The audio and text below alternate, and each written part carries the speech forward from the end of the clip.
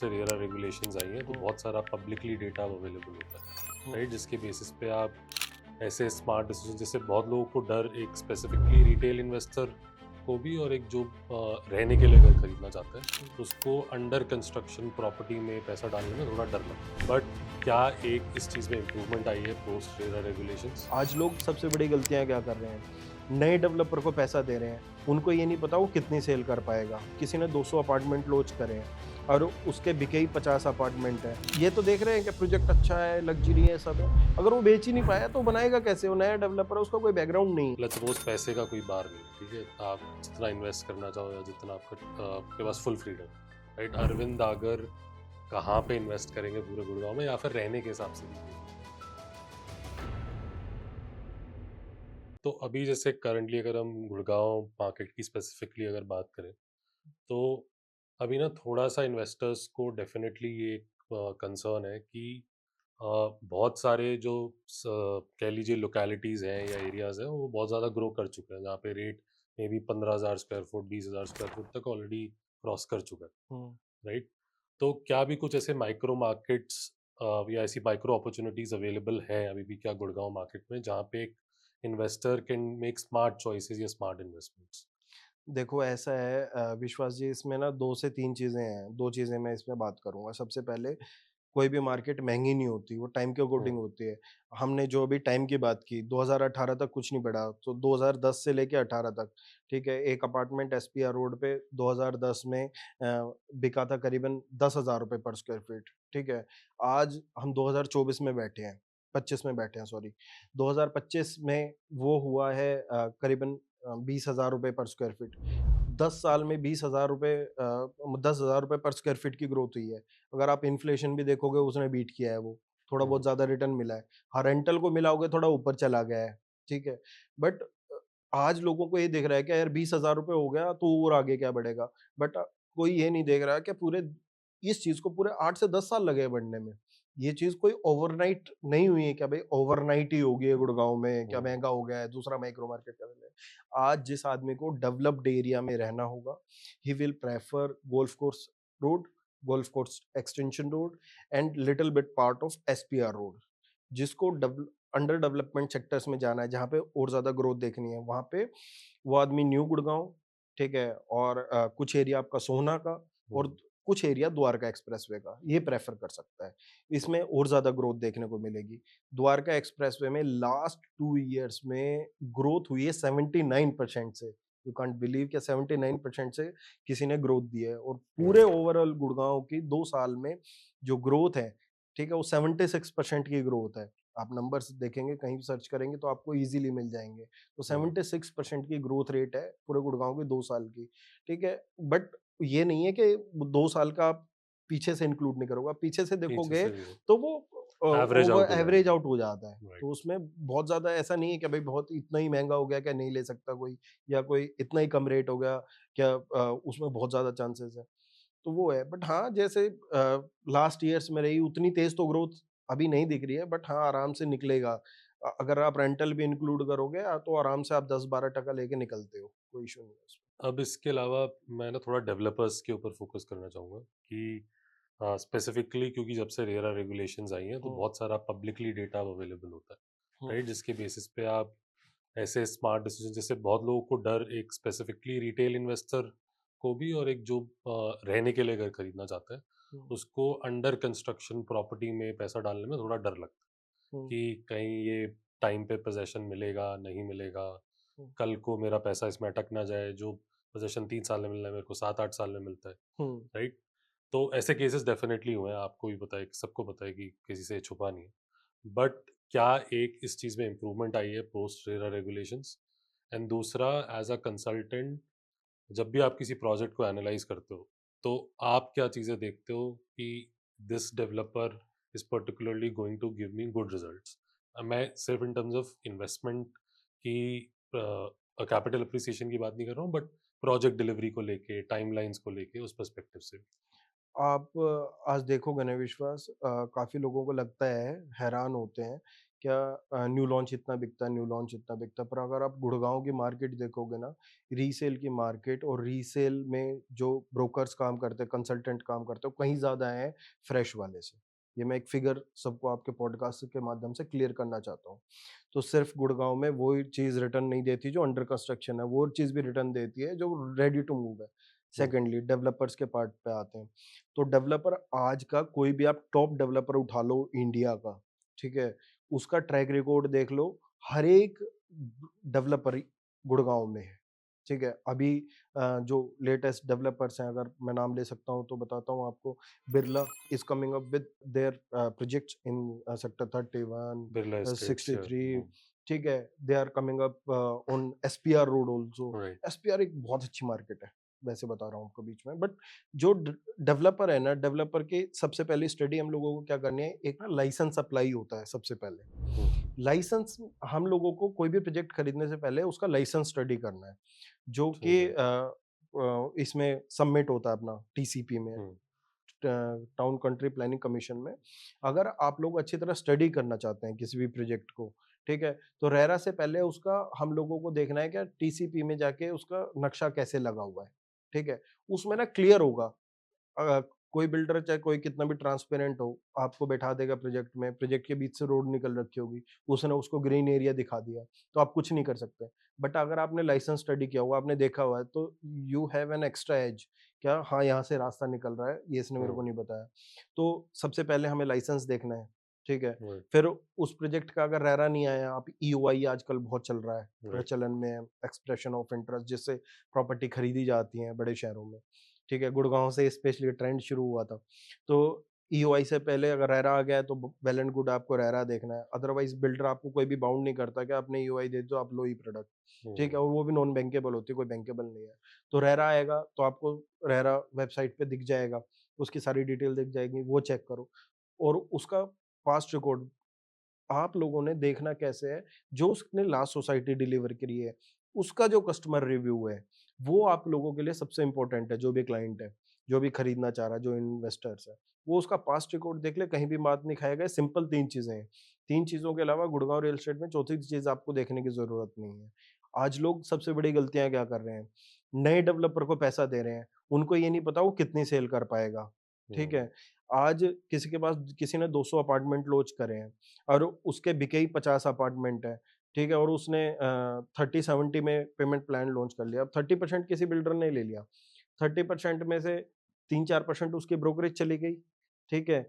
फिर उसके बाद उसकी एक्विजिशन कॉस्ट आ गई, मार्केटिंग कॉस्ट आ गई, बिल्डर के पास तो 15% पैसा बचा सारा कुल मिला के। राइट, मतलब कि आपने ये लगा लो 2 करोड़ का फ्लैट बेचा, तो आप लोगों के पास 30 लाख रुपए बचा, ठीक है? हुँ, 30 लाख रुपए में आप 200 हुँ, फ्लैट कैसे डिलीवर कर पाओगे अगर आपके बिके ही नहीं तो? लोग ये नहीं देख रहे आजकल, क्या भाई, ये तो देख रहे हैं कि प्रोजेक्ट अच्छा है, लग्ज़री है, सब है। अगर वो बेच ही नहीं पाया तो बनाएगा कैसे? वो नया डेवलपर है, उसका कोई बैकग्राउंड नहीं है, ठीक है? राइट, वो स चीज़ें सबसे ज़रूरी है देखनी। ये यही एक ट्रैप है जिससे आप बच सकते हो। जहाँ पे आपको देखना है आप कि टॉप डेवलपर्स, अच्छे डेवलपर्स लेने का यही फ़ायदा है, ठीक है? ऐसे ही एक और डेवलपर एफडीआई फंडेड है, एक्सपीरियन, वो भी बहुत अच्छा कर रहे हैं गुड़गाँव में। एक हुँ, अदानी बहुत अपना कर रहा है, अब अच्छा आ रहा है। तो टॉप डेवलपर नहीं बता रहा हूँ मैं, ये 2-3 प्लेयर मैंने ऐसे बताए हैं जिन पे नज़र बना के रखनी है हमें। राइट, अगर हमारी पॉकेट में आते हैं, कुछ आते हैं, इनका पास्ट एक्सपीरियंस बहुत अच्छा है, राइट, फाइनेंशियल बैकग्राउंड बहुत अच्छा है। एनी हाउ इन्होंने अगर महँगा रेट भी दिया आपको ₹2000 पर स्क्वायर फीट, ठीक है? अगर आपको पेमेंट प्लान में लीवरेज मिल रही है, तो ये डेफिनिटली आप आराम से शांति की, सुकून की नींद हुँ। सो पाओगे कि आपको घर तो मिलेगा ही मिलेगा 110%। और फिर रेंटल और एप्रिसिएशन तो आएगी जैसे-जैसे प्रोजेक्ट बनेगा। तो अभी जैसे ना, आप मेरे को एक चीज़ ये बताओ कि लेट्स सपोज पैसे का कोई बार नहीं है, ठीक है? आप जितना इन्वेस्ट करना चाहो या जितना आपके पास हुँ। फुल फ्रीडम है, राइट? अरविंद आगर कहाँ पे इन्वेस्ट करेंगे पूरे गुड़गांव में, या फिर रहने के हिसाब से भी देख लेते हैं, मतलब for residential purposes also, which area, let's say, do you think is the most well connected area of Gurgaon, और let's say the most livable area? मतलब अगर जैसे हम बात करते हैं ना कि ये शहर का लिवेबल इंडेक्स इतना है, इसका इतना है, इसका इतना है, hmm. Within the pockets of Gurgaon, which area do you think is the best livable area? Livable भी और इन्वेस्ट भी आपने दोनों हुँ। चीज़ें मिक्स कर दी, थोड़ी-सी अलग है वो हाँ, दोनों चीज़ें। लिवेबल इसलिए मैंने बोला कि लिवेबल लिवेबल क्योंकि करके। पूरा गुड़गाँव लिवेबल नहीं है अभी, हाँ, चाहे द्वारका एक्सप्रेसवे ने 79% की ग्रोथ करी है, पर वो लिवेबल लिवेबल पूरा नहीं है। नहीं है। हाँ। बट हाँ, अगर इन्वेस्टमेंट अगर मेरे पास बाहर नहीं है, कोई हुँ, बजट का, तो सेक्टर 102, 106, 111, 112, 113 इन द्वारका एक्सप्रेसवे, ठीक है? और अगर आप लोग गोल्फ कोर्स एक्सटेंशन की बात करें, सेक्टर 59 से लेके सेक्टर 65 तक गोल्फ कोर्स एक्सटेंशन रोड, और गोल्फ कोर्स रोड अगर मेरी जेब में आएगा तो मैं कैमेलियस खरीद ही लूँगा। उस वो एक गोल्फ कोर्स रोड वाली बेल्ट तो हर एक के लिए तो ड्रीम है। कम बट हुँ, इन्वेस्टमेंट अभी गोल्फ कोर्स रोड पे बहुत कम है, क्योंकि हाई ग्रोथ वाला है, सब लोगों के हुँ, लिए होती है। थोड़ा-सा मेरे लिए भी मुश्किल है, मैं उसके बजाय न्यू गुड़गाँव किसी अच्छे प्रोजेक्ट में 5 राइट, पे 4 से 5 साल के पेमेंट प्लान में डालना चाहूँगा। और एक जहाँ तक मुझे लगता है, मैं एक प्रॉपर्टी, 1 या 2 प्रॉपर्टी रेंटल की ज़रूर अपने पास रखूँगा, सो दैट जब मार्केट स्टैग्नेंट होती है तो मेरे पास जो कैश फ्लो है वो बना रहे, और वो मेरा 5 से 6% 4% आता रहे। चाहे वो मैं ऑफिस स्पेस लूँ, चाहे वो ऑलरेडी कंस्ट्रक्टेड बिल्डिंग लूँ, चाहे वो राइट, प्लॉट लेके फ्लोर बनाऊँ, कुछ भी है एटसेट्रा, वो मैं ज़रूर करना चाहूँगा। और ये राइट, एक पॉकेट निकल रही है नई 76 टू 80 सेक्टर वाली। हुँ। यहाँ पे भी मैं एक प्रॉपर्टी को होल्ड करने की रिकमेंडेशन देता हूँ। अगर मेरी इन्वेस्टमेंट ऑलरेडी है उस सेक्टर में एक, तो एक मेरी वहाँ पे भी प्रॉपर्टी रहेगी। सो अरविंद जी, एक ट्रेंड हमने देखा है कि 40% of the buyers in the Gurgaon real estate market are NRIs. Hmm. So do you think they are the ones who are driving this demand? They are part of it. You hmm, can't say क्या totally वो हैं। अ, मुझे नहीं लगता कि पूरे 40% है, ठीक है? राइट, समहाउ कहीं सिस्टम से नंबर आया होगा, आई डोंट नो। बट जो गुड़गाँव की मार्केट को ड्राइव करने वाले अहम पिलर हैं, वो 3 से 4 हैं, ठीक है? Obviously one of them are NRIs, right, second the Delhi वालास, ठीक है? राइट, थर्ड जो वहाँ पे एमएनसी में काम करते हैं, जो जॉब्स हम्म, करते हैं, जो रेंटल पे रहते हैं, वो लोग। तो राइट, 3 लोग हैं ये जो ड्राइव करते हैं मार्केट को। और इन तीनों का मुझे लगता है क्या 1/3 प्रोपोर्शन है, हम्म, ठीक है? एनआरआईज़ का इससे ज़्यादा प्रोपोर्शन मुझे नहीं लगता है, इससे थोड़ा कम होगा या उतना होगा, जहाँ तक मुझे अंडरस्टैंडिंग है, जहाँ तक मेरी नॉलेज है। अगर प्रैक्टिकल बात करूँ, अगर फिगर्स में बात करें तो वो फिगर दिखाते हैं जगहों पे, रिपोर्ट्स आते हैं, तो मेबी हो सकता है। दूसरा, एनआरआई इसलिए इम्पोर्टेंट है कि एनआरआई की ना सिर्फ प्रॉपर्टी एप्रिशिएट नहीं करती, हम्म, ठीक है? अगर किसी ने आज यहाँ पे पैसा लगाया है, या किसी ने पहले पैसा लगाया था गुड़गाँव या इंडिया में किसी भी इमर्जिंग मार्केट में, तो एनआरआईज़ को इक्वली मिलता है फ़ायदा जब डॉलर बढ़ता है, हम्म, ठीक है? हम्म, पैसे की कीमत घटती है। तो हम्म, आप जब से मैंने रियल एस्टेट शुरू करा है और आज तक देखेंगे तो 3 गुना तो वही हो चुका। राइट, 2.5 से 3 गुना तो वही हो चुका, ठीक है? और उसके अलावा जो प्रॉपर्टी एप्रिशिएट हुई है वो अलग है। बट मैं आपको विश्वास एक ये श्योरिटी के साथ कहता हूँ, एनआरआई खरीदता ध्यान से है, ठीक है? हम्म, प्रॉपर्टी में हमेशा लोग कहते हैं एग्जिट एग्जिट, मैं कहता हूँ प्रॉपर्टी की एंट्री अच्छी हो ना तो एग्जिट खुद होती है। हम्म, प्रॉपर्टी में हमेशा एग्जिट मायने नहीं रखती, एंट्री पॉइंट मायने रखता है, आप कब एंटर होते हो किसी भी प्रॉपर्टी में। Hmm, this is one of the fact figure कि एनआरआई अच्छे टाइम में प्रॉपर्टी में एंटर होता है, and they can hold and keep their properties. Right, उनको कुछ हरी नहीं रहती है कि मुझे बेचना है, मुझे बेचना है, मुझे 10% पे बेचना, मुझे 20% पे बेचना, तभी वो लोग एक्सपोनेंशियली अपना पैसा बना पाते हैं मार्केट से। एनआरआईज के साथ मेरा स्पेशल एक्सपीरियंस है ये। हम्म, अभी 1-2 प्रोजेक्ट गए जिसमें मैंने सिर्फ एनआरआईज़ के साथ काम किया है, ठीक है? एनआरआई राइट, का स्पेसिफिक सेगमेंट है मेरे पास, जो सिर्फ मेरी पोर्टफोलियो हैंडल करता हूँ, जिनके जिनके मल्टीपल प्रॉपर्टीज़ एक-एक प्रोजेक्ट में है। तो एनआरआईज़ का बहुत अच्छा कंट्रीब्यूशन है रियल एस्टेट में, गुड़गाँव में नहीं पूरे इंडिया में, हम्म, ठीक है? और दूसरा, वो एंट्री अच्छी तरीके से करते हैं, होल्ड करते हैं, and they can understand the market कि किस हिसाब से मार्केट चलेगी। वो जो यहाँ का बायर है, इंडिया राइट. का बायर है, उससे अच्छी तरह उनका माइंडसेट क्लियर होता है एनआरआईज़ का स्पेशली। अकॉर्डिंग टू यू, पिछले 3 सालों में कौन से रियल एस्टेट सेगमेंट ने सबसे अच्छा रिटर्न दिया? पिछले 3 सालों में अगर आप देखेंगे तो लैंड ने और अपार्टमेंट ने, दोनों ने इक्वली अच्छा रिटर्न दिया है, ठीक है? अपार्टमेंट भी तो इसी लोग कहते हैं यार अपार्टमेंट, अपार्टमेंट। अगर लैंड ही महँगी नहीं खरीदेगा बिल्डर, हुँ, आज सपोज़ करो किसी बिल्डर ने 1 एकड़ लैंड 20 करोड़ रुपए में खरीदी, ठीक है? तो उसने जो रेट रखा 20 करोड़ के हिसाब से रखा। जब उसको लैंड 40 करोड़ रुपए की मिलेगी, तो 40 करोड़ रुपए के हिसाब से बेचेगा ना अपार्टमेंट। राइट। तो ग्रोथ ना एक-दूसरे से जुड़ी हुई है, हुँ, ठीक है? जो प्लॉट्स की हो, चाहे लैंड की हो, चाहे अपार्टमेंट की हो। अगर फिर भी आप उसको सेगमेंटेड करना चाहें और पेमेंट लीवरेज देखें, ठीक है? क्योंकि हर एक आदमी की जेब में नहीं आती लैंड। अगर पेमेंट लीवरेज के हिसाब से देखें तो इसने अपना हाई राइज़ ने बहुत अच्छा ग्रोथ दिया है इसमें, कोई मेरे को कहने में दोहराया ही नहीं है। हाई राइज़ ने ग्रोथ दिया है, देता आएगा। आपने अच्छा बिल्डर पकड़ा है, आपने अच्छा पेमेंट प्लान पकड़ा है, आपने अच्छे टाइम पे एंट्री की है। कई बार ना मैं खुद हैरान होता हूँ कि मेरे को किसी क्लाइंट को पुश करना पड़ता है। हुँ, मैंने जैसा बताया मेरे को पुश करना अच्छा नहीं लगता। बट ना कुछ कर नहीं सकते आप। जब हुँ, लिमिटेड सी चीज़ें हों और अच्छी आए ना, तो आपको बोलना ही पड़ता है सर क्लोज़ करो अभी राइट। या कुछ करो। वो पुश करना पड़ता है। जो वो छोड़ता आया है ना 1 साल से चीज़ें, फिर एट द एंड वो चाहे दूसरे शहर में चला जाएगा, बाहर चला हुँ, जाएगा इंडिया से, वही करना पड़ेगा। But right. ग्रोथ दोनों जगह अच्छी है, लैंड में भी और हाई राइज़ में भी, दोनों राइट। जगह अच्छी ग्रोथ है। आपने एक पेमेंट प्लान के बारे में बोला, तो according to you, which is let's say the best payment plan for high rise projects? Best payment plan मैं सबसे पहले बताऊँ क्लाइंट के लिए, क्लाइंट को कभी भी ऐसे पेमेंट प्लान में तो जाना ही नहीं चाहिए स्पेशली नए बिल्डर के साथ 20-80, 10-90 ऐसे पेमेंट प्लान में। क्योंकि आपको नहीं पता वो बना के भी देगा, नहीं बना के देगा। राइट। पेमेंट प्लान अच्छा-बुरा होने की तो अलग चीज़ है।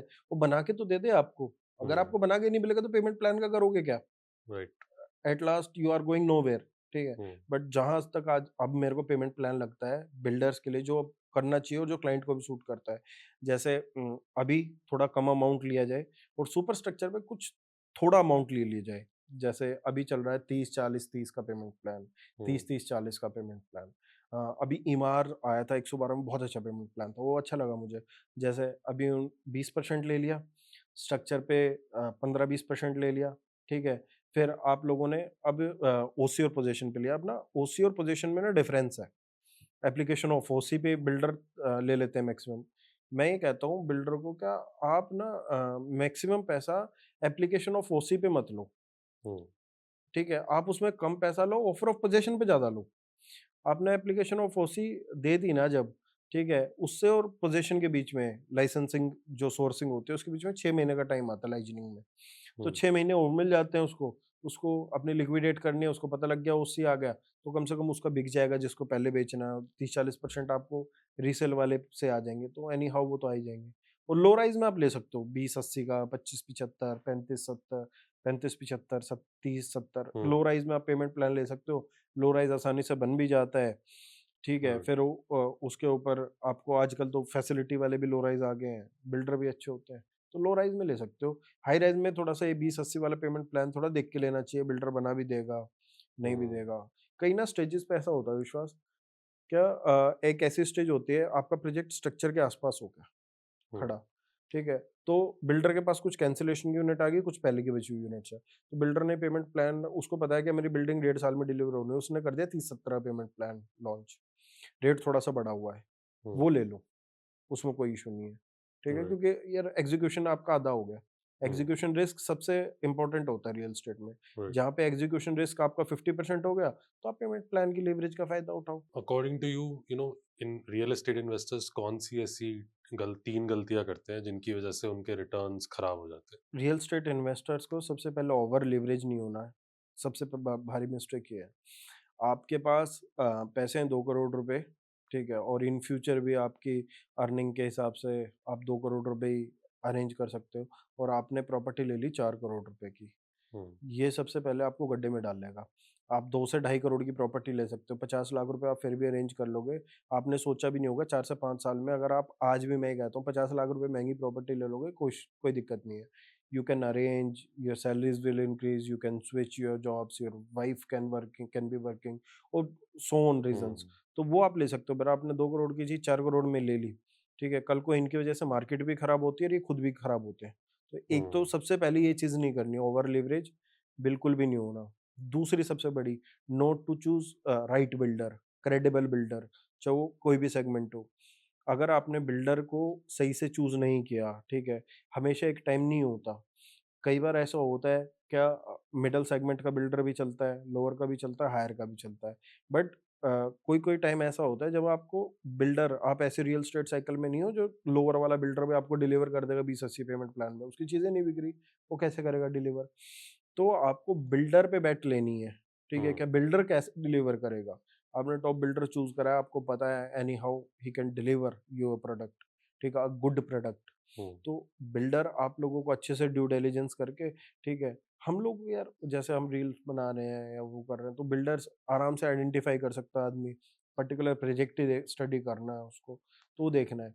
और तीसरा, जब भी आप इन्वेस्टमेंट कोई भी करते हैं, पेमेंट प्लान होगा, बिल्डर होगा, ये सेकंड रीजन है। तीसरा सबसे बड़ा पॉइंट जो मुझे लगता है, आप लोगों ने ना यूनिट सिलेक्शन में बहुत बड़ी गलती करते हो, कोई भी प्रोडक्ट है, ठीक है? Hmm, unit selection should be your preference.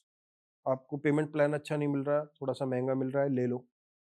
ऐसे प्रोडक्ट में मत जाओ, ऐसी यूनिट सेलेक्ट मत करो जो नहीं बिकनी, ठीक है? मेरे पास कल ही एक फ़ोन आया था। उस भाई साहब ने रेट तो ठीक ले रखा है, पेमेंट प्लान भी ठीक ले रखा है, पर अब उनकी जो यूनिट है ना, बिल्डर से वो ले रखी है जो गाँव से टच होती है, पीछे उसका गाँव लगता है और सामने उसकी हुँ, यूनिट है।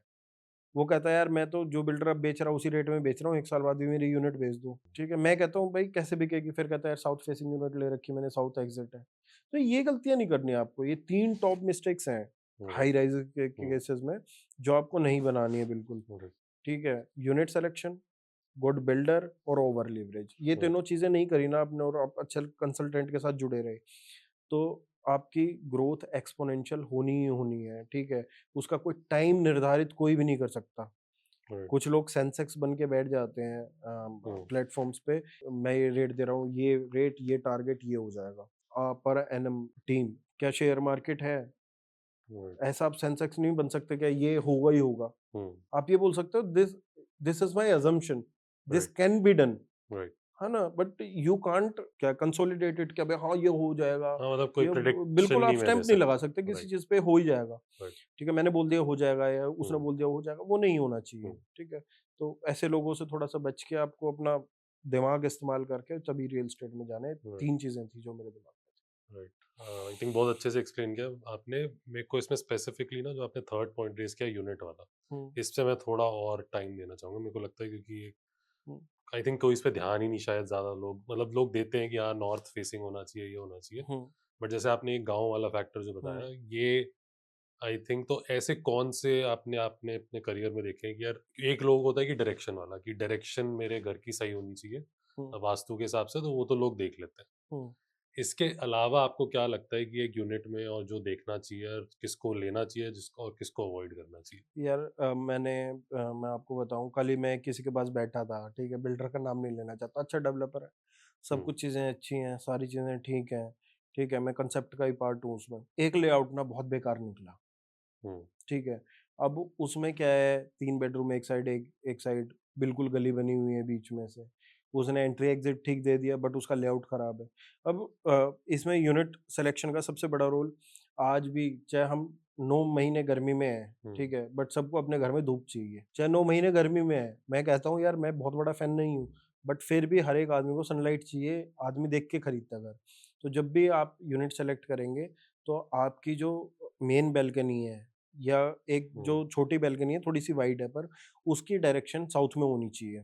तो उसमें हमेशा धूप रहेगी। आपके घर की जो लोग कहते हैं कई बार कन्फ्यूज़ रहते हैं एंट्री या वो एग्ज़िट हो।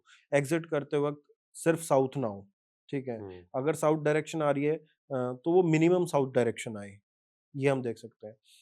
जो लोगों की स्पेशल प्रेफ़रेंस नहीं है और पेंट हाउस नहीं ले रहे, तो थोड़ा टॉप फ्लोर से और ग्राउंड फ्लोर से बचना चाहिए। ग्राउंड फ्लोर हालाँकि अब क्या हो गया, अब तो बहुत बिल्डर ग्राउंड फ्लोर ला ही नहीं रहे हैं। क्यों नहीं ला रहे? पहले तो डबल हाइट लॉबी हो जाती है, फिर उसके बाद हो जाता है वो ऑटोमैटिकली थर्ड फ्लोर हो जाता है। हुँ, बट जहाँ पुराने प्रोजेक्ट बने हुए हैं, राइट, उनमें ग्राउंड फ्लोर से ही लॉबी थी और ग्राउंड फ्लोर पे अपार्टमेंट, उसमें ना डिस्टर्बेंस बहुत ज़्यादा है। राइट, चाहे आप थोड़ा ऊपर चले जाओ, ठीक है हुँ, ना? उसमें हमेशा डिस्टर्बेंस रहती है। तो उस डिस्टर्बेंस से बचने के लिए इंसेक्ट्स भी रहते हैं।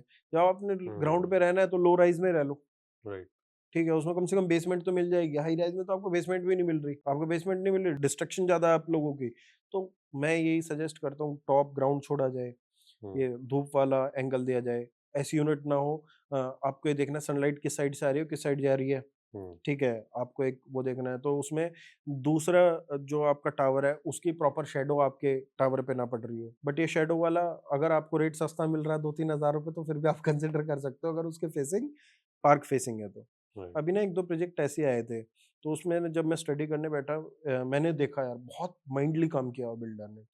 क्या हुआ, साउथ की बालकनी है और क्लब को भी फेस कर रही है और यूनिट का साइज़ भी अच्छा है। हुँ, ये बोनस है। हुँ, जो आदमी लेगा बढ़ेगा ही बढ़ेगा, ये बोनस है सबके लिए।